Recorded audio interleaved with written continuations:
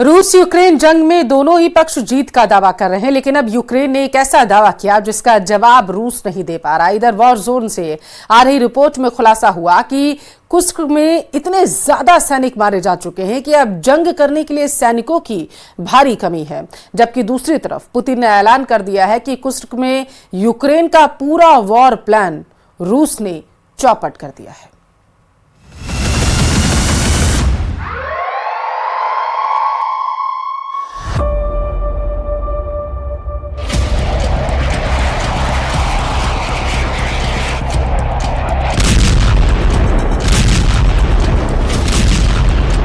Ура!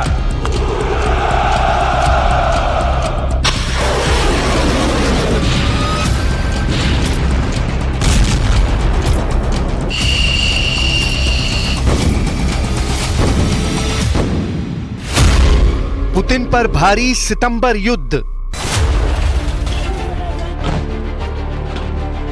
क्या 923 दिन से चल रही रूस यूक्रेन जंग में रूस के 6,20,000 से ज्यादा सैनिक मारे जा चुके हैं।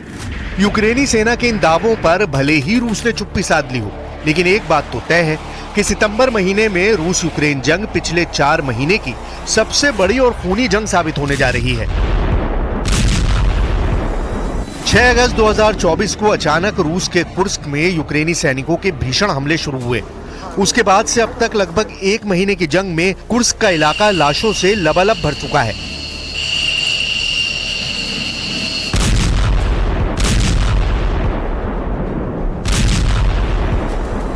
हालात ये हो गए हैं कि एक तरफ ज़ेलेंस्की दावा कर रहे हैं कि उन्होंने रूस में घुसकर कुर्स्क पर कब्जा कर लिया है, तो वहीं दूसरी तरफ पुतिन डंके की चोट पर कह रहे हैं कि यूक्रेन को कुर्स्क पर हमला करना बेहद भारी पड़ चुका है।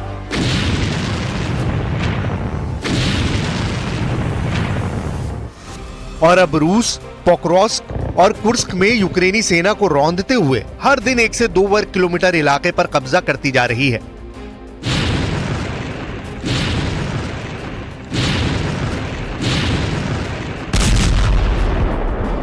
पुतिन के इन दावों के बावजूद अब यूक्रेनी सेना ने ऐसा दावा किया है जिसने पूरी दुनिया को हैरान कर दिया है। जरा इस एनिमेशन के जरिए देखिए यूक्रेनी सेना पोक्रोव्स्क कुर्स्क में रूसी सेना पर क्या दावा कर रही है।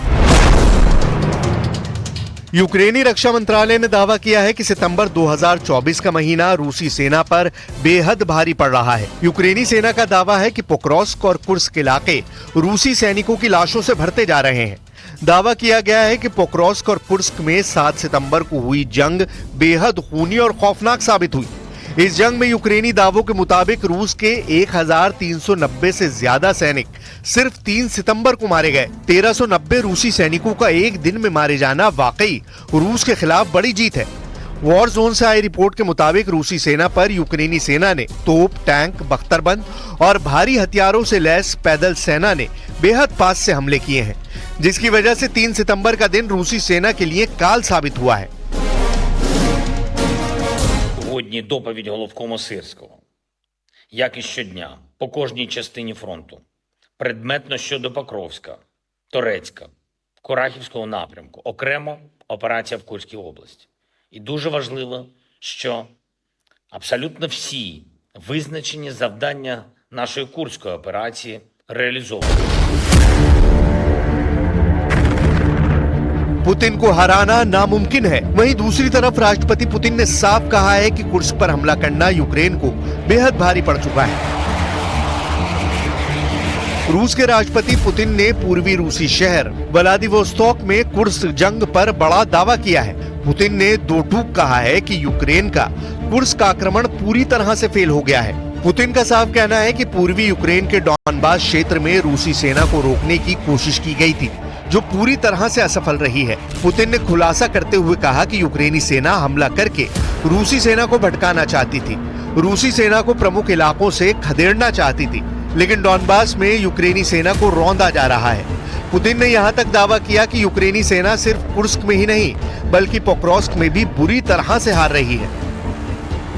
В результате активных действий подразделений группировки войск «Центр» освобождены населенные пункты Орловка, Камышевка, Николаевка и Новожеланная Донецкой Народной Республики.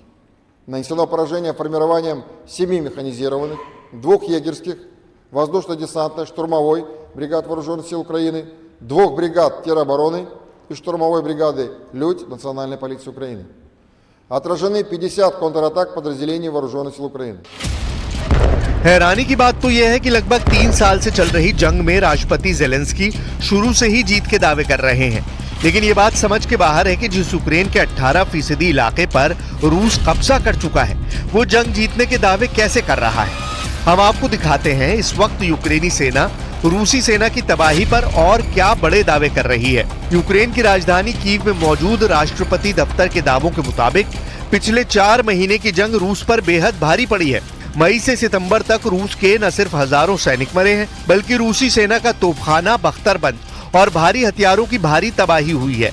जहां अकेले 3 सितंबर के दिन ही 1390 रूसी सैनिक मरे हैं, तो वहीं अब तक यूक्रेनी दावों के मुताबिक 6,20,350 रूसी सैनिक मारे जा चुके हैं।